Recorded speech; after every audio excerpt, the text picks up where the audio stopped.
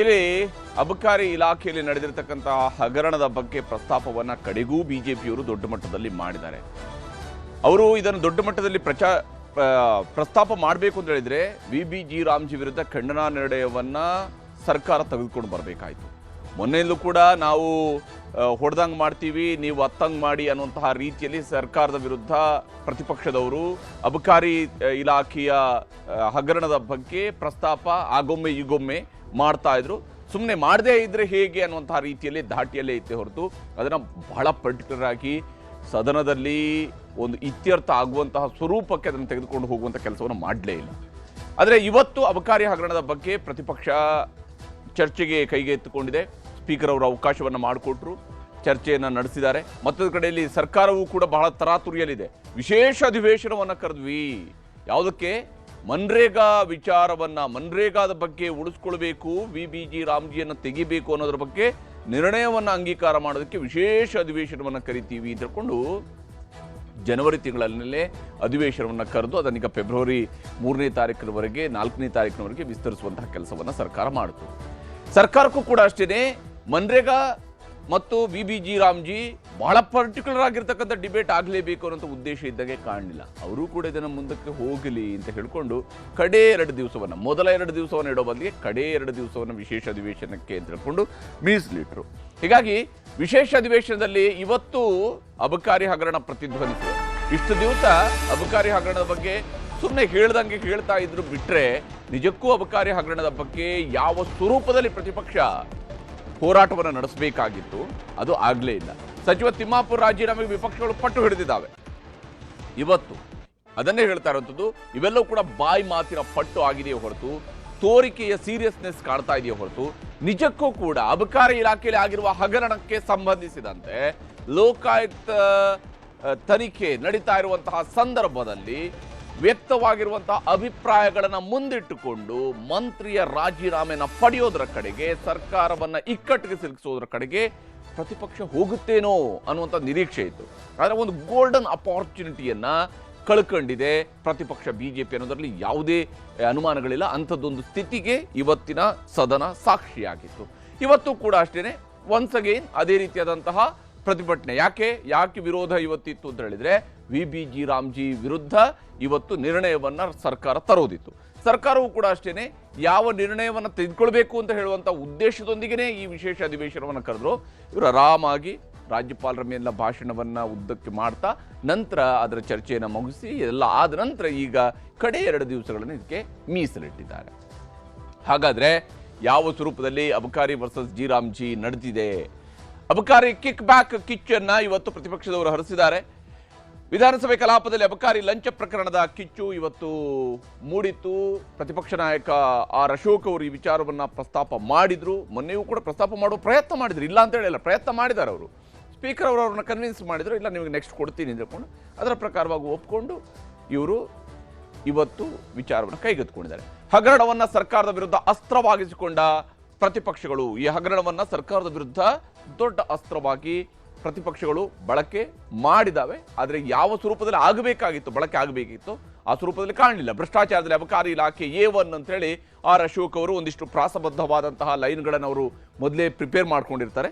ಅದರ ಪ್ರಕಾರವಾದಂತಹ ಡೈಲಾಗ್ನ ರೀತಿಯಲ್ಲಿ ಕಾಣಿಸುತ್ತೆ ಹೊರತು ಪರ್ಟಿಕ್ಯುಲರ್ ಆದಂತಹ ಅಗ್ರೆಷನ್ ಇದರಲ್ಲಿ ಇರಲೇ ಇಲ್ಲ.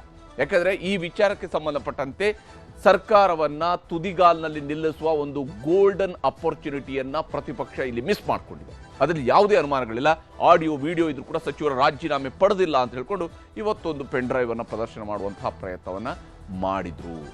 ಆಡಿಯೋ ವಿಡಿಯೋ ಇದ್ರೂ ಕೂಡ ಇವ್ರನ್ನ ರಾಜೀನಾಮೆ ಪಡ್ಕೊಳ್ತಾ ಇಲ್ಲ. ಕಿಕ್ ಬ್ಯಾಕ್ ಪಡೆದು ಬೇರೆ ಬೇರೆ ರಾಜ್ಯಗಳಿಗೆ ಹಣ ಕಳಿಸಲಾಗ್ತಾ ಇದೆ ಅನ್ನುವ ಆರೋಪಗಳ ಕಂತೆ ಗಂಭೀರವಾಗಿದೆ. ಆದರೆ ಆರೋಪಗಳ ಪರಿಣಾಮ ಏನಾಗಬೇಕಾಗಿತ್ತು ಅದು ಕಾಣಿಸ್ತಾ ಇಲ್ಲ. ಕಿಕ್ ಬ್ಯಾಕ್ ಪಡೆದು ಬೇರೆ ರಾಜ್ಯಗಳಿಗೆ ಕಳಿಸ್ತಾ ಇದ್ದಾರೆ. ಕಾಸಿಗಾಗಿ ಪೋಸ್ಟಿಂಗ್ ನಡೀತಾ ಇದ್ರು ಕೂಡ ಸಿಎಂ ಮೌನ ಮೂರ್ತಿಯಾಗಿದ್ದಾರೆ ಅನ್ನುವಂತಹ ಮಾತುಗಳನ್ನು ಕೂಡ ಇಲ್ಲಿ ಆರ್ ಅಶೋಕ್ ಅವರು ಹೇಳಿದ್ದಾರೆ. ಕಾಸಿಗಾಗಿ ಪೋಸ್ಟಿಂಗ್ ನಡೀತಾ ಇದ್ರು ಕೂಡ ಸಿಎಂ ಅವರು ಮೌನ ಮೂರ್ತಿಯಾಗಿದ್ದಾರೆ. ಹುಬ್ಬಳ್ಳಿಯಲ್ಲಿ ಮನೆ ಹಂಚಿಕೆ ಕಾರ್ಯಕ್ರಮ ವೇಳೆ ಎಣ್ಣೆ ಸ್ಟಾಕ್ ಇಡಿಸಿದ್ದಾರೆ. ಅಲ್ಲಿ ಹುಬ್ಬಳ್ಳಿಯಲ್ಲಿ ಮನೆ ಹಂಚಿಕೆಯ ಕಾರ್ಯಕ್ರಮದ ಸಂದರ್ಭದಲ್ಲಿ ಕೂಡ ಎಣ್ಣೆಯ ಸ್ಟಾಕ್ ಅನ್ನು ಇರಿಸಿದ್ದಾರೆ ಅನ್ನುವಂತಹ ಆರೋಪವನ್ನು ಕೂಡ ಮಾಡಿದ್ದಾರೆ. ಈ ಕುರಿತು ಅಬಕಾರಿ ಇಲಾಖೆಯಿಂದ ಸುತ್ತೋಲೆಯನ್ನು ಹೊರಡಿಸಲಾಗಿದೆ ಅಂತೇಳಿ ಎಲ್ಲ ವಿಚಾರಗಳನ್ನು ಒಂದೇ ವಿಷಯದಲ್ಲಿ ತೆಗೆದುಕೊಂಡು ಬಂದು ಇದನ್ನು ಜಾಳು ಮಾಡುವಂತಹ ಪ್ರಯತ್ನವೂ ಕೂಡ ನಡೆದಿದೆ. ಹೆಚ್ಚಿನ ವ್ಯಾಪಾರ ಮಾಡಿ ಅಂತ ಬಾರ್ಗಳಿಗೆ ಸುತ್ತೋಲೆಯನ್ನು ಹೊರಡಿಸಲಾಗಿದೆ. ಹೆಚ್ಚಿನ ವ್ಯಾಪಾರ ಮಾಡಿ ಅಂತೇಳಿ ಬಾರ್ಗಳಿಗೂ ಕೂಡ ಸುತ್ತೋಲೆಯನ್ನು ಹೊರಡಿಸಲಾಗಿದೆ ಅನ್ನುವಂಥದ್ದು. ಅದು ಅಬಕಾರಿ ಇಲಾಖೆ ಸಾಮಾನ್ಯವಾಗಿ ಸುತ್ತೋಲೆಯನ್ನು ಹೆಚ್ಚಿನ ವ್ಯಾಪಾರದ ಪ್ರಯತ್ನಗಳನ್ನು ಮಾಡ್ತಾ ಇರುತ್ತೆ. ಆದರೆ ಮದ್ಯದ ಅಂಗಡಿ ಹೆಸರು ಬದಲಾಯಿಸೋದಕ್ಕೂ ಕೂಡ 5% 10% ಕೊಡಬೇಕು ಇದೆಯಲ್ಲ, ಇದು ಬಹಳ ಪರ್ಟಿಕ್ಯುಲರ್ ಆಗಿ ಸರ್ಕಾರದ ಮೇಲೆ ಮುಗಿಬೀಳಬೇಕಾಗಿದ್ದಂತಹ ಬಹಳ ಮುಖ್ಯವಾದಂಥ ಅವಕಾಶ ಆಗಿತ್ತು ಪ್ರತಿಪಕ್ಷಕ್ಕೆ. ಅಬಕಾರಿ ಇಲಾಖೆಯ ಲಂಚ ಪ್ರಕರಣದ ಕುರಿತ ಪೆನ್ ಡ್ರೈವ್ ಅನ್ನು ಕೂಡ ಅವರು ಪ್ರದರ್ಶನ ಮಾಡಿದ್ದಾರೆ. ಸದನದೊಳಗೆ ಪೆನ್ ಡ್ರೈವ್ ಮಾಡಿದ್ದಾರೆ. ಆದರೆ ಪೆನ್ ಡ್ರೈವ್ ಅನ್ನು ನೋಡಿದ ತಕ್ಷಣ ಶಿವಲಿಂಗೇಗೌಡರಂತವರೇ ಎದ್ದು ನಿಂತ್ಕೊಂಡು ಹೇಳ್ತಾ ಇದ್ರು, ನೀವೇನೋ ತಿಮ್ಮಾಪುರ ಅವರು ದುಡ್ಡು ತಗೊಳ್ತಾ ಇರೋದನ್ನು ತೋರಿಸ್ತೀರಿ ಅಂತ ಅಂದ್ಕೊಂಡ್ರೆ ನೀವು ಯಾವುದೋ ಆಡಿಯೋ ವಿಡಿಯೋ ಅಂತ ಹೇಳ್ಕೊಂಡು ಬೇರೇನೋ ತಂದಿದ್ದೀರಿ ಅಂತ ಹೇಳ್ತಾ ಇದ್ರು. ಆಡಿಯೋ ಇರುವ ಪೆನ್ ಡ್ರೈವ್ ಪ್ರದರ್ಶಿಸಿದ್ದಾರೆ ವಿರೋಧ ಪಕ್ಷದ ನಾಯಕ ಆರ್ ಅಶೋಕ್ ಅವರು. ಆಡಿಯೋ ಮಾತ್ರ ಇದೆ ಅದರಲ್ಲಿ ಅಂತ ಹೇಳೋದು. ಆಡಿಯೋ ಇರುವಂತಹ ಪೆನ್ ಡ್ರೈವ್ ಅದು ಆಲ್ರೆಡಿ ಒಂದು ರೀತಿಯಲ್ಲಿ ಪಬ್ಲಿಕ್ ಡೊಮೈನ್ನಲ್ಲಿ ಇರತಕ್ಕಂತಹ ಆಡಿಯೋ. ವಿಧಾನಸಭೆಯಲ್ಲಿ ಪೆನ್ ಡ್ರೈವ್ ಪ್ರದರ್ಶಿಸಿ ಲಂಚದ ಮಾಹಿತಿಯನ್ನು ಅಶೋಕ್ ಅವರು ಬಿಚ್ಚಿಡುವಂತಹ ಪ್ರಯತ್ನವನ್ನು ಮಾಡಿದ್ದಾರೆ. ಸರ್ಕಾರದ ವಿರುದ್ಧ ಮುಗಿಬಿಡುವಂತಹ ಪ್ರಯತ್ನವನ್ನು ಮಾಡಿದ್ದಾರೆ. ಯಾವ ಸ್ವರೂಪದಲ್ಲಿ ಪ್ರತಿಪಕ್ಷದವರ ಒಂದು ಆಕ್ರೋಶ ಇತ್ತು ಅನ್ನೋದು ನಿಮ್ಗೆ ತೋರಿಸ್ತೀನಿ.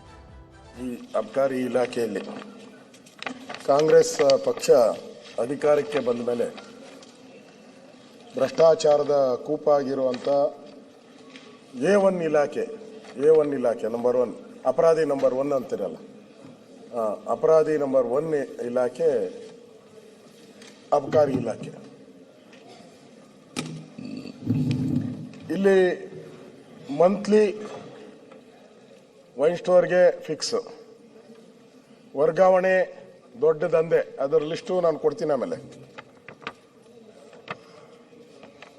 ಕಿಕ್ ಏರೋದಲ್ಲ, ಆ ಕಿಕ್ ಲೆವೆಲ್ನೇ ಇನ್ನೂ ಜಾಸ್ತಿ ಮಾಡಿಬಿಟ್ಟಿದ್ದಾರೆ.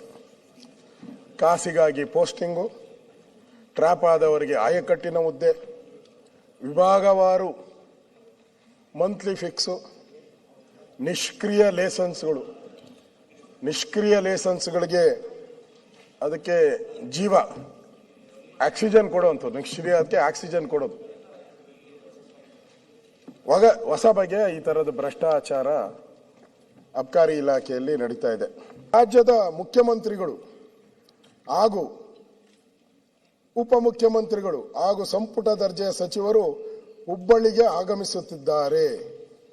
ಮಟ್ಟೂರು ರಸ್ತೆಯಲ್ಲಿ ಕರ್ನಾಟಕ ಗೃಹ ಮಂಡಳಿ ವತಿಯಿಂದ ನಿರ್ಮಾಣಗೊಂಡಿರುವ ಕರ್ನಾಟಕ ಗೃಹ ಮಂಡಳಿ ವಸತಿ ಯೋಜನೆಗೆ ಅಡಿಯಲ್ಲಿ ನಿರ್ಮಾಣಗೊಂಡಿರುವ ಮನೆಗಳ ಫಲಾನುಭವಿಗಳಿಗೆ ಹಂಚಿಕೆ ಮಾಡುವ ಕಾರ್ಯಕ್ರಮದ ಉದ್ಘಾಟನಾ ಕಾರ್ಯಕ್ರಮವು ಇರುವುದರಿಂದ ಸುಮಾರು 1.5 ಲಕ್ಷ 2 ಲಕ್ಷ ಜನ ಕಾರ್ಯಕ್ರಮಕ್ಕೆ ಬರ್ತಾರೆ. ಸದರಿ ಕಾರ್ಯಕ್ರಮದಲ್ಲಿ ಭಾಗವಹಿಸುವ ಸಾಧ್ಯತೆಗಳು ಇರುತ್ತವೆ. 2 ಲಕ್ಷ ಜನ ಬರ್ತಾರೆ. ಆದ್ದರಿಂದ ಸರ್ಕಾರ, ಅಧಿಕಾರಿ ಅಂದ್ರೆ ಸರ್ಕಾರನೇ, ಸರ್ಕಾರ. ಆಮೇಲೆ ನಮ್ಮವರಲ್ಲ ಅಂತ ಹೇಳ್ಬಿಡ್ಬಾರ್ದು, ನಾನು ಇವರನ್ನೇ ಎಲ್ಲ ಅಂದ್ಬಿಡ್ತಾರೆ ನಮ್ಮ CM ಅವರು. ಅದಕ್ಕೆ ಫಸ್ಟ್ ಹೇಳ್ಬಿಟ್ಟಿದ್ದೀನಿ, ಅಧಿಕಾರಿಗಳು ಭಾಗವಹಿಸುವ ಸಾಧ್ಯತೆ ಇರುವುದರಿಂದ ಹುಬ್ಬಳ್ಳಿಯ ಎಲ್ಲಾ ಸನ್ನದುದಾರರು, ಅಂಗಡಿಗಳು, ವೈನ್ ಸ್ಟೋರು, ಬಾರು, ಇವೆಲ್ಲ ಸಿವಲ್ 7, 2, 3, 4, 5, 6, 7 ಎಲ್ಲ ತಮ್ಮ ಅಂಗಡಿಗಳಲ್ಲಿ ಸಾಕಷ್ಟು ಪ್ರಮಾಣದ ಮದ್ಯ ಹಾಗೂ ಬಿಯರ್, ಚಳಿಗಾಲಕ್ಕೆ ಬಿಯರ್ ಯಾಕೆ ಕುಡಿತಾರೆ ಇವರು? ಅದು ಬಿಯರನ್ನು KSTCL ಡಿಪೋದಿಂದ ಪಡೆದು ಸರ್ಕಾರದ ಉದ್ದೇಶ ಹೆಚ್ಚಿನ ವ್ಯಾಪಾರವನ್ನು ಮಾಡುವ ಪ್ರಯೋಜನವನ್ನು ಪಡೆದುಕೊಳ್ಳಲು ಈ ಮೂಲಕ ಎಲ್ಲ ಸನ್ನದುದಾರರಿಗೆ ಸೂಚಿಸಲಾಗಿದೆ. ಸಿದ್ದರಾಮಯ್ಯನವರು ಯಾಕೆ ನಗ್ತೀರಾ? ಸಿದ್ದರಾಮಯ್ಯನವರು ಅಂದ್ರೆ ಅವರು ನೇಮಕ ಮಾಡಿರೋ ಅಧಿಕಾರಿಗಳು, ಅವರೇ ತಾನೇ ಪೋಸ್ಟಿಂಗ್ ಮಾಡೋದು. ಮಂತ್ರಿ ಅಲ್ಲಿದ್ದಾರೆ, ಪೋಸ್ಟಿಂಗ್ ಮಾಡಿದ್ದಾರೆ, ಅವರು ಹೇಳಿದ್ದಾರೆ. ಹೇಳ್ತೀನಿ ಅದನ್ನು ನಾನು ಹೇಳ್ಬಾರ್ದು. ಕಾಂಗ್ರೆಸ್ಸಿನ ಕಾರ್ಯಕರ್ತರು ಬರ್ತಾರೆ ಅಂದ್ರೆ, ಕಾಂಗ್ರೆಸ್ಸಿನ ನಾಯಕರಿಗೆ ಬರ್ತಾರೆ ಅಂದ್ರೆ ಅವ್ರಿಗೆ ಕುಡ್ಸಕ್ಕೆ ನೀವು ಈ ಯೋಜನೆಯನ್ನು ಮಾಡಿದ್ದೀರಾ? ಕಾಂಗ್ರೆಸ್ ಕಾರ್ಯಕರ್ತರಿಗೆ ಮನೆ ಹಂಚೋ ಕಾರ್ಯಕ್ರಮ ಇದು, ಮನೆ ಹಾಳು ಮಾಡೋ ಕಾರ್ಯಕ್ರಮ ಮಾಡ್ತಾ ಇದ್ದೀರಾ ನೀವು. ಮನೆ ಹಾಳು ಮಾಡೋದು ಕುಡಿಸಿ ಈಗ ಎಲ್ಲ ಕಾಂಟ್ರಾಕ್ಟರ್ಗಳು ಕರ್ನಾಟಕದಾಗ ಯಾರ್ಯಾರು ಕಾಂಟ್ರಾಕ್ಟರ್ ಇದವರು ಎಲ್ಲರೂ ಮಾಡ್ತಾ ಇದ್ದಾರೆ. ಇದು ಅಬಕಾರಿದು. ಅವ್ರು ಕ್ಲಿಯರ್ ಆಗಿ ಹೇಳಿದ್ದಾರೆ, ಅಬಕಾರಿ ಇಲಾಖೆಯಲ್ಲಿ ಪ್ರತಿ ವರ್ಷ ಟಾರ್ಗೆಟ್ ಕೊಟ್ಟು ತೆರಿಗೆ ಸಂಗ್ರಹ ಮಾಡಲಾಗುತ್ತದೆ. ಜೊತೆಗೆ ಭ್ರಷ್ಟಾಚಾರದಲ್ಲೂ ಇದಕ್ಕೆ ಮೊದಲ ಸ್ಥಾನ. ಮದ್ಯದ ಅಂಗಡಿಗಳಿಗೆ ಲೈಸೆನ್ಸ್ ಇಂದ ಹಿಡಿದು ಪ್ರತಿ ಹಂತದಲ್ಲೂ ಕೈ ಬಿಸಿ ಮಾಡಿದರೆ ಮಾತ್ರ ನೆಮ್ಮದಿಯಾಗಿ ವ್ಯಾಪಾರ ಮಾಡಬಹುದು. ಇತ್ತೀಚೆಗೆ CL7 ವಿಚಾರದಲ್ಲಿ ಭ್ರಷ್ಟಾಚಾರದಲ್ಲಿ ಅಬಕಾರಿ DCA ಲಂಚದ ಬಲೆಗೆ ಬಿದ್ದಿದ್ದಾರೆ. ಇದು ಸ್ಯಾಂಪಲ್ ಅಷ್ಟೇ. ರಾಜ್ಯ ಸರ್ಕಾರ ಇದನ್ನು ನಿಯಂತ್ರಿಸುವಲ್ಲಿ ಸಂಪೂರ್ಣ ವಿಫಲವಾಗಿದೆ ಸಿದ್ದರಾಮಯ್ಯನವರ ಸ್ನೇಹಿತರು. ಹಾಗಾಗಿ ಇದೀಗ ಕಾಂಗ್ರೆಸ್ ಹೈಕಮಾಂಡ್ ಹಾಗೂ ಪಕ್ಷದ ನೇತಾರ ರಾಹುಲ್ ಗಾಂಧಿ ಅವರಿಗೆ ನೇರವಾಗಿ ದೂರು ಕೊಡಲು ರಾಜ್ಯ ಮದ್ಯ ಮಾರಾಟಗಾರರ ಅಸೋಸಿಯೇಷನ್ ನಿರ್ಧರಿಸಿದೆ. ಅಧ್ಯಕ್ಷ ಗುರುಸ್ವಾಮಿಯವರು ಇಲಾಖೆಯಲ್ಲಿನ ಲಂಚಾವತಾರವನ್ನು ಹೊರಹಾಕಿದ್ದಾರೆ. ಆಮೇಲೆ ಅವ್ರ ಪ್ರಶ್ನೆ ಏನಿದು ಅಬಕಾರಿ ಇಲಾಖೆ ಭ್ರಷ್ಟಾಚಾರ, ಎಲ್ಲಿಂದ ಶುರು ಮಾಡೋದು? ಅವರೇ ಪತ್ರಕರ್ತರಿಗೆ ಪ್ರಶ್ನೆ, ಅವರೇ ಎಲ್ಲಿಂದ ನಾನು ಶುರು ಮಾಡಲಿ ಅಂತಾರೆ. ಇಲ್ಲಿ ಬೇಲಿಯೇ ಎದ್ದು ಹೊಲ ಮೇಯುವ ಕೆಲಸ ಆಗ್ತಿದೆ.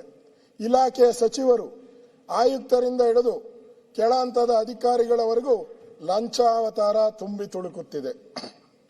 ಈ ಭ್ರಷ್ಟ ವ್ಯವಸ್ಥೆಗೆ ಕಡಿವಾಣ ಹಾಕಿ ಸಾರ್ ಎಂದು ಖುದ್ದು CM ಸಿದ್ದರಾಮಯ್ಯನವರಿಗೆ 16 ಬಾರಿ ಮನವಿ ಕೊಟ್ಟರು. No respond. ಸಿದ್ದರಾಮಯ್ಯನವರು ನೋ ರೆಸ್ಪಾಂಡ್. ಆಮೇಲೆ ನಾವೆಲ್ಲರೂ ಸಭೆ ಸೇರಿ ದೆಹಲಿಗೆ ತೆರಳಿ ಲೋಕಸಭಾ ವಿರೋಧ ಪಕ್ಷದ ನಾಯಕ ರಾಹುಲ್ ಗಾಂಧಿ ಅವರಿಗೆ ಖುದ್ದಾಗಿ ದೂರು ಕೊಟ್ಟು ನಿಮ್ಮ ಪಕ್ಷದ ಸರ್ಕಾರ ನಿಮ್ದಲ್ಲ ಸರ್, ಅವ್ರದ್ದು, ನಿಮ್ಮ ಪಕ್ಷದ ಸರ್ಕಾರ ಮರ್ಯಾದೆ ಉಳಿಸಿಕೊಳ್ಳಿ ಸ್ವಾಮಿ.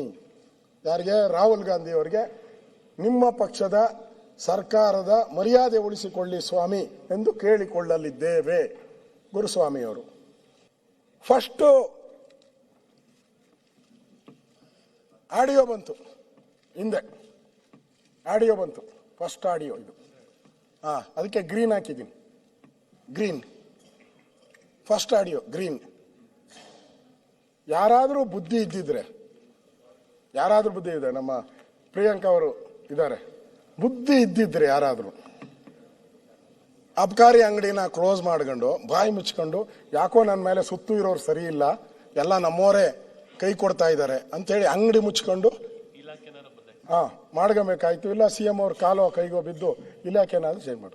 ಅದು ಫಸ್ಟ್ ಬರ್ತತೆ CD, ಇದು ವಿಡಿಯೋ ಆಡಿಯೋ ಬರ್ತದೆ. ಕೇರ್ ಇಲ್ಲ. ಮತ್ತೆ ಆಮೇಲೆ ಈಗ ರೆಡ್ ಬಂದ್ಬಿಡ್ತು. ಲೋಕಾಯುಕ್ತ ರೈಡ್ ಮಾಡಿ ಎತ್ತಾಕೊಂಡು ಹೋಗಿ ಎಲ್ಲ ಜೈಲಿಗೆ ಹಾಕ್ಬಿಟ್ಟಿದ್ದಾರೆ. ಇಷ್ಟಾದರೂ ಕೂಡ ಮಂತ್ರಿಗಳು ಹೇಳ್ತಾರೆ ನಾನವನಲ್ಲ. ಹೆಂಗೆ, ಯಾವ ಅಧಿಕಾರದಲ್ಲಿ ಹೇಳ್ತಾ ಇದ್ದೀರಾ ನಾನವನಲ್ಲ?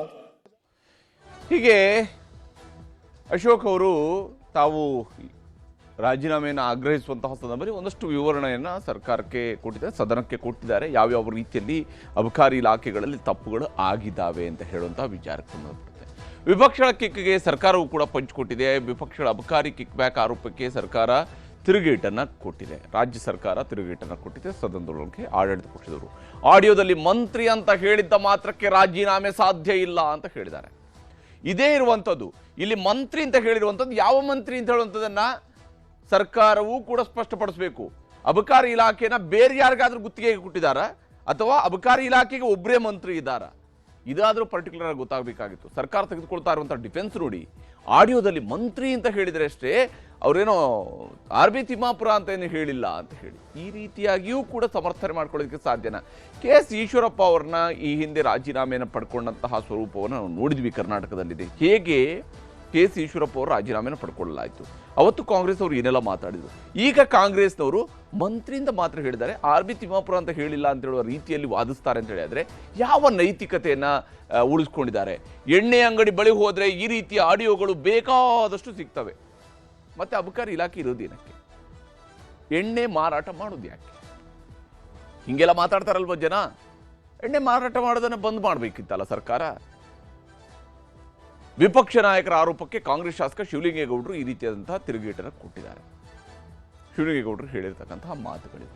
ಸರ್ಕಾರದ ಕಡೆಯಿಂದ, ಆಡಳಿತ ಪಕ್ಷದ ಕಡೆಯಿಂದ ಆರ್ ಅಶೋಕ್ ಸಚಿವರಾಗಿದ್ದಾಗ ಕೇಳಿ ಬಂದಿದ್ದ ಆರೋಪಗಳನ್ನು ಉಲ್ಲೇಖಿಸಿ ಪಂಚ್ ಕೊಡುವಂತಹ ಕೆಲಸವನ್ನು ಕೂಡ ಮಾಡಿದರು. ಹಾಗೆ ಅವರು ಕೂಡ ಪ್ರಿಪೇರ್ ಆಗಿ ಬಂದಿದ್ರು. ಇವರು ಇದನ್ನು ತಗೊಂಡ್ಬಂದಾಗ ನಾವು ಇದನ್ನೆಲ್ಲ ಹೇಳ್ಬೋದು ಅಂತ. ಬಿಜೆಪಿ ಅವಧಿಯ ಹಗರಣ ಪ್ರದರ್ಶಿಸಿದ್ದಾರೆ ಕಾಂಗ್ರೆಸ್ನ ಶಾಸಕ ಅಲ್ಲಮಪ್ರಭು ಪಾಟೀಲ್.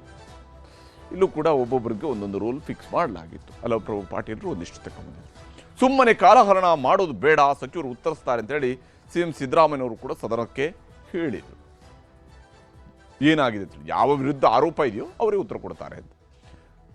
ನರೇಗಾ ಚರ್ಚೆ ಜೊತೆಗೆ ಭ್ರಷ್ಟಾಚಾರದ ಬಗ್ಗೆ ಕೂಡ ಚರ್ಚೆ ಆಗಲಿ ಅಂತೇಳಿ ಬಿಜೆಪಿಯವರು ಕೂಡ ಆಗ್ರಹಿಸಿದ್ರು ಸದನದೊಳಗೆ.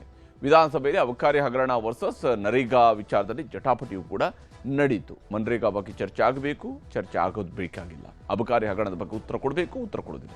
ನಿಯಮದಂತೆ ನರೇಗಾದ ಚರ್ಚೆ ಆಗಬೇಕು ಅಂತೇಳಿ ಸಿಎಂ ಸಿದ್ದರಾಮಯ್ಯವರು ಕೂಡ ಸದನದಲ್ಲಿ ಪಟ್ಟು ಹೇಳಿದರು. ನಿಯಮದಂತೆಯೇ, ಯಾಕಂದರೆ ಆಲ್ರೆಡಿ ಅದನ್ನು ಕಲಾಪದ ಪಟ್ಟಿಯಲ್ಲಿ ಸೇರಿಸಲಾಗಿದೆ. ಕಲಾಪದ ಪಟ್ಟಿಯಲ್ಲಿ ಇರುವಂತಹ ನಿಯಮದಂತೆಯೇ ಅದರ ಬಗ್ಗೆ ಕೂಡ ಚರ್ಚೆ ಆಗಬೇಕು ಅಂತ ಹೇಳ್ತಾರೆ. ಸದನದೊಳಗಡೆ ಸಿಎಂ ಸಿದ್ದರಾಮಯ್ಯವರು ಏನೆಲ್ಲ ಹೇಳಿದರು, ಯಾವ ರೀತಿಯಂತ ಚರ್ಚೆಗಳು ನಡೆದಿದ್ವು ಅನ್ನೋದನ್ನು ತೋರಿಸ್ತಾರೆ. I am very sorry. ಇದು ಸೆಷನ್ ಕರೆದಿರತಕ್ಕಂಥದ್ದು ವಿಶೇಷ ಅಧಿವೇಶನ. ಇದು ಒಂದು ಗಂಟೆ ಮಾತಾಡ್ತೀವಿ ಅಂತ ಹೇಳಿದವರು 2 ಗಂಟೆ ಮಾತಾಡಿದ್ರು. What is this? ಹತ್ತೇ ನಿಮಿಷ ಮುಗಿಸ್ತೀನಿ. I can't understand. ಎಲ್ಲರೂ ಸೈನ್ ಮಾಡೋದಾದ್ರೆ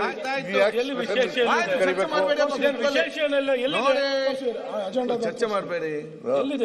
ಏನೆಲ್ಲ ಎಲ್ಲ ಕೂಡ ಮಾತಾಡಿದ್ದಾರೆ ಅಲ್ಲಿ ಮುಖ್ಯಮಂತ್ರಿಗಳು. ಒಳಗಡೆ ಇರ್ಲಿಲ್ಲಪ್ಪ. ಅಶ್ವಥ್ ಯಾಕೆ ಮುಗಿಸಿ ಯಾಕೆ ನೀವು ಸೈನ್ ಹಾಕಿದ್ರೆ ಅಧ್ಯಕ್ಷೆ ನಿಮಿಷ ಸರ್, ನರೇಗಾ ಬಗ್ಗೆ ಚರ್ಚೆ ಮಾಡ್ಲಿಕ್ಕೆ ನಾವು ತಯಾರಿದ್ದೀವಿ. ಭ್ರಷ್ಟಾಚಾರದ ಬಗ್ಗೆ ಚರ್ಚೆ ಮಾಡ್ಲಿಕ್ಕೆ ಸಿದ್ಧರಿಲ್ಲ ಅಷ್ಟೇ.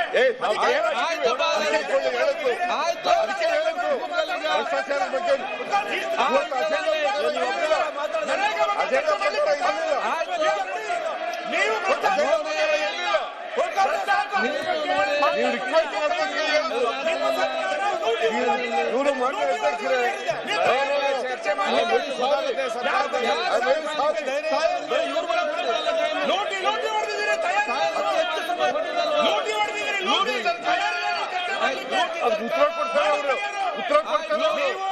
ಉತ್ತರ ಕೊಡ್ತಾರೆ.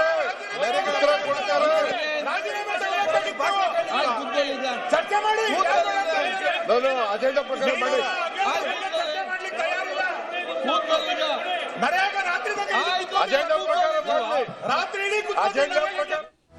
ಹೀಗೆ ಸಿದ್ದರಾಮಯ್ಯವರು ಕೂಡ ವಿಶೇಷ ಅಧಿವೇಶನವನ್ನು ಕರೆದಿರೋದು ಯಾಕೆ ಅಂತ ಹೇಳೋದಂದ್ರೆ, ಕಡೆ 2 ದಿವಸ ಇದ್ದಾಗ ಅವರು ಕೂಡ ಹೇಳಿದ್ದಾರೆ ಮನ್ರೇಗಾ ಬಗ್ಗೆ ಚರ್ಚೆ ಮಾಡೋದಕ್ಕೆ ವಿಶೇಷ ಅಧಿವೇಶನವನ್ನು ಕರೆದಿರೋದು. ಇಲ್ಲಿದ್ರೆ ಯಾಕೆ ಕರಿಬೇಕಾಗಿತ್ತು ಅಧಿವೇಶನ ಅಂದರೆ ಕೂಡ.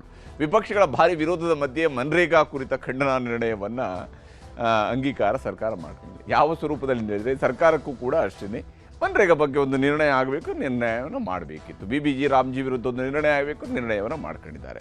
ಪ್ರತಿಪಕ್ಷ ಸದಸ್ಯರ ಗದ್ದಲದ ನಡುವೆಯೂ ಕೂಡ ಖಂಡನಾ ನಿರ್ಣಯವನ್ನು ಸಿಎಂ ಸಿದ್ದರಾಮಯ್ಯವರು ಸದನದಲ್ಲಿ ಓದಿದ್ರು. ಇದರ ಮೇಲೆ ಚರ್ಚೆ ಆಗಬೇಕಾಗಿದೆ. ಇದರ ಅಂಗೀಕಾರಕ್ಕೂ ಮುಂಚಿತವಾಗಿ ಮನ್ರೇಗಾ ಜನಪರ ಯೋಜನೆಯಾಗಿತ್ತು, ಉದ್ಯೋಗದ ಹಕ್ಕು ಎಲ್ಲರಿಗೂ ಕೂಡ ಸಿಗ್ತಾ ಇತ್ತು ಅಂತ ಹೇಳಿ ಸಿಎಂ ಸಿದ್ದರಾಮಯ್ಯವರು ತಮ್ಮ ನಿರ್ಣಯದಲ್ಲಿ ಓದಿದ್ದಾರೆ. ನಮ್ಮ ಹೊಲ, ನಮ್ಮ ದಾರಿ, ಕುರಿದೊಡ್ಡಿ, ಆಟದ ಮೈದಾನಗಳ ನಿರ್ಮಾಣ, ಹೀಗೆ ಬಹಳಷ್ಟು ಯೋಜನೆಗಳಿಗೆ ಇದು ಸಹಾಯ ಆಗ್ತಾ ಇತ್ತು. ಅಗತ್ಯ ಕಾಮಗಾರಿ ಮಾಡಿಕೊಳ್ಳುವ ಅವಕಾಶ ಗ್ರಾಮೀಣ ಜನರಿಗೆ ಇತ್ತು. ಆ ಗ್ರಾಮೀಣ ಭಾಗದಲ್ಲಿ ಜನರಿಗೆ ತಮ್ಮ ಅಗತ್ಯವಾದಂತಹ ಕೆಲಸಗಳನ್ನು ಮಾಡಿಸ್ಕೊಳ್ಳೋದಕ್ಕೆ ಈ ಒಂದು ಮನ್ರೇಗಾದಲ್ಲಿ ಅವಕಾಶ ಸಿಗ್ತಿತ್ತು. ಆದರೆ ರಾಮ್ಜಿ ಯೋಜನೆ ಗ್ರಾಮೀಣ ಭಾಗದ ಜನರನ್ನು, ಅವರ ಹಕ್ಕನ್ನು ಕಿತ್ತುಕೊಂಡಿದೆ. ಇದು ಗ್ರಾಮೀಣ ಭಾಗದ ಜನರ ಹಕ್ಕನ್ನು ಕಿತ್ತುಕೊಂಡಿದೆ. ಆಧುನಿಕ ಗುಲಾಮಗಿರಿಗೆ ತಳ್ಳುವ ಪ್ರಯತ್ನ ಇದು. ಕೇಂದ್ರದ ನಿಲುವನ್ನು ನಾವು ವಿರೋಧಿಸ್ತೀವಿ ಅಂತ ಹೇಳಿ ಈ ನಿರ್ಣಯದಲ್ಲಿ ಉಲ್ಲೇಖ ಮಾಡಲಾಗಿದೆ. ವಿಪಕ್ಷಗಳ ಗದ್ದಲ ಕೋಲಾಹಲದ ಮಧ್ಯೆ ಖಂಡನಾ ನಿರ್ಣಯವನ್ನು ಸಿಎಂ ಸಿದ್ದರಾಮಯ್ಯನವರು ಸದನದಲ್ಲಿ ಮಂಡನೆ ಮಾಡಿದ್ದಾರೆ. ಹೀಗಾಗಿ ಗದ್ದಲ ವಿಪರೀತ ಆದ ಕಾರಣಕ್ಕಾಗಿ ಸದನದ ಮುಂದೂಡಿಕೆಯೂ ಕೂಡ ಆಗಿತ್ತು. ಇಲ್ಲಿ ಸರ್ಕಾರ ತಾನು ತಂದಿದ್ದಂತಹ ವಿಶೇಷ ಅಧಿವೇಶನವನ್ನು ಕರೆದಂತಹ ಉದ್ದೇಶ ಬಿಬಿಜಿ ರಾಮ್ಜಿ ವಿಚಾರದಲ್ಲಿ ಒಂದು ಖಂಡನಾ ನಿರ್ಣಯವನ್ನು ಅಂಗೀಕಾರ ಮಾಡಬೇಕು ಅಂತೇಳಿ. ಬಹುಶಃ ಸರ್ಕಾರಕ್ಕೆ ನಿಜಕ್ಕೂ ಕೂಡ ಇದನ್ನು ಬಹಳ ದೊಡ್ಡ ಮಟ್ಟದಲ್ಲಿ ಮಾಡಬೇಕಂದ್ರೆ ಮೊದಲ ದಿವಸನೇ ಮಾಡಿದ್ದಿರ್ತಿದ್ರೆ ಇನ್ನಷ್ಟು ವ್ಯಾಪಕವಾಗಿ ಇದರ ಬಗ್ಗೆ ಚರ್ಚೆಗೆ ಅವಕಾಶ ಇರ್ತಿತ್ತು. ಸರ್ಕಾರ ವರ್ಸಸ್ ಪ್ರತಿಪಕ್ಷಗಳು ಕೂಡ ತಮ್ಮ ಅಭಿಪ್ರಾಯಗಳನ್ನು ಕೇಳಬಹುದಾಗಿತ್ತು. ಆದರೆ ಇಲ್ಲಿ ಕಡೆಯ 2 ದಿವಸ ಇರೋದ್ರಿಂದಾಗಿ ಇದು ಒಂದು ರೀತಿಯಲ್ಲಿ ಮುಗಿದು ಹೋಗ್ತಕ್ಕಂಥ ನಾಳೆ ಏನು ಭಾಳ ದೊಡ್ಡ ಮಹತ್ವದ್ದೇನೂ ಇಲ್ಲ, ಹಾಗಾಗಿ ಸುಮ್ಮನೆ ಚರ್ಚೆ ಮಾಡ್ತಾ ಹೋಗೋದಷ್ಟೇ ಅನ್ನುವಂತಹ ಆ ಇಡೀ ಸದನದ ಸೀರಿಯಸ್ನೆಸ್ಸನ್ನು ಈಗ ಕಡೆಯದಾಗಿ ಇದನ್ನು ತರೋದ್ರ ಮೂಲಕವಾಗಿ ಹಾಳು ಮಾಡಿರುವಂಥ ಕೂಡ ಸ್ಪಷ್ಟವಾಗಿ ಗೋಚರಿಸ್ತಾ ಇದೆ. ಎರಡನೇ ಸುದ್ದಿ ಕಡೆಗೆ ಹೋಗೋಣ. ತೀವ್ರಗೊಂಡ ನರವಾಣೆ ಪುಸ್ತಕ ಸಂಘರ್ಷ, ಲೋಕಸಭೆಯಲ್ಲಿ ವಿಪಕ್ಷಗಳ ಹೈಡ್ರಾಮಾ. ವಿಪಕ್ಷಗಳ 8 ಸಂಸದರ ಅಮಾನತು ಮಾಡಿದ ಸ್ಪೀಕರ್. ಇದುವೇ ಚದುರಂಗದ ಎರಡನೇ ಸ್ಟೋರಿ, ಅಧಿವೇಶನದಿಂದ ಅಮಾನತು.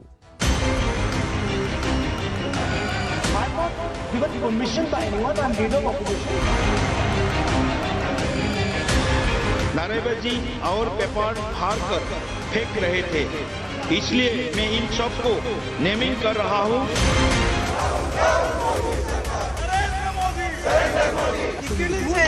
लोकतंत्र है, सबको बोलने की इजाजत होनी चाहिए। पहली बार हिस्ट्री में एलओपी को प्रेसिडेंशियल एड्रेस में नहीं बोलने।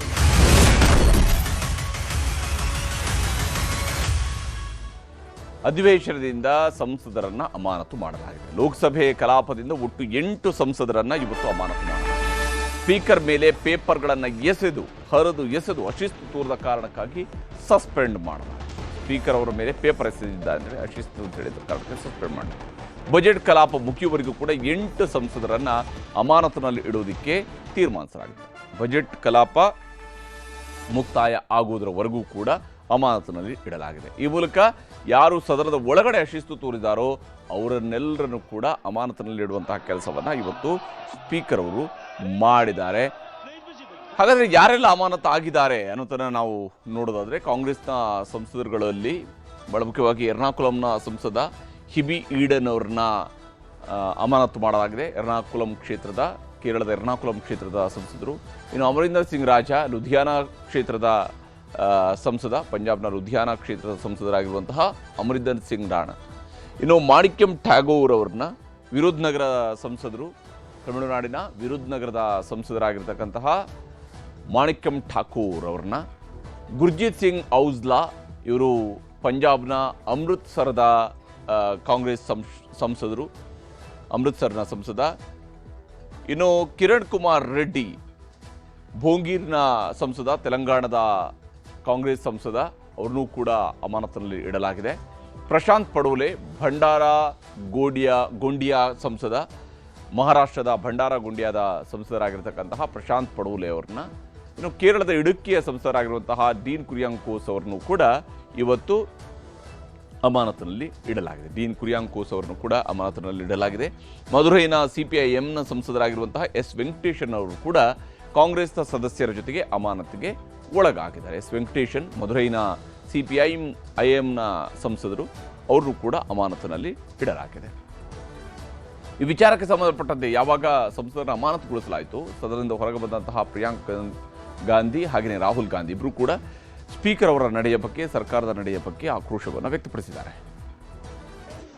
है एकदम, लोकतंत्र है, सबको बोलने की इजाजत होनी चाहिए, सबकी बात सुननी चाहिए।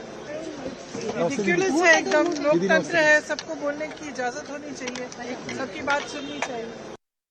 मैं 3 चीजें बोलना चाहता हूँ। पहली चीज बोलने नहीं दे रहे हैं, मोदी जी घबराए हुए हैं। आपने देखा जो ट्रेड डील 4 महीने से रुकी हुई थी, कुछ बदला नहीं। किसी न किसी कारण, जो मैं जानता हूँ नरेंद्र मोदी जानते हैं, नरेंद्र मोदी जी ने कल शाम उस डील को साइन कर दिया। नरेंद्र मोदी जी पर प्रेशर है, भयंकर प्रेशर है, और नरेंद्र मोदी जी का जो इमेज का गुब्बारा है, जो हजारों करोड़ रुपए लेकर बनाया गया था, वो फूट सकता है। इशू ये नारावाने की स्टेटमेंट नहीं है, ये साइड शो है, और वो भी जानते हैं, मैं भी जानता हूँ। मेन बात यह है कि हमारे प्रधानमंत्री को कॉम्प्रोमाइज कर दिया गया है। किसने किया है, कैसे किया है, ये हिंदुस्तान की जनता को सोचना है। मगर इतिहास में पहली बार हिस्ट्री में LOP को प्रेसिडेंशियल एड्रेस में नहीं बोलने दिया है। ಹೀಗೆ ಇಲ್ಲಿ ನಾನು ವಿರೋಧ ಪಕ್ಷದ ನಾಯಕರಾಗಿದ್ದರೂ ಕೂಡ ರಾಷ್ಟ್ರಪತಿಯವರ ಭಾಷಣದ ಮೇಲಿನ ಚರ್ಚೆ ನನಗೆ ಅವಕಾಶವನ್ನು ಕೊಡಲಿಲ್ಲ ಅಂತ ಹೇಳುವಂತಹ ಆಪಾದನೆಯನ್ನು ಕೂಡ ರಾಹುಲ್ ಗಾಂಧಿ ಅವರು ಮಾಡ್ತಾ ಇದ್ದಾರೆ. 8 ಜನ ಸಂಸದರನ್ನ ಅವರ ವರ್ತನೆಯ ಕಾರಣಕ್ಕಾಗಿ ಅಮಾನತುಗೊಳಿಸಲಾಗಿದೆ. ಸಂಸತ್ತಿನಲ್ಲಿ ಈ ರೀತಿಯಾಗಿ ಗಲಾಟೆ ಗದ್ದಲ ಸದ್ಯಕ್ಕಂತೂ ಜಾರಿಯಲ್ಲಿದೆ. ಇದಾಗಿ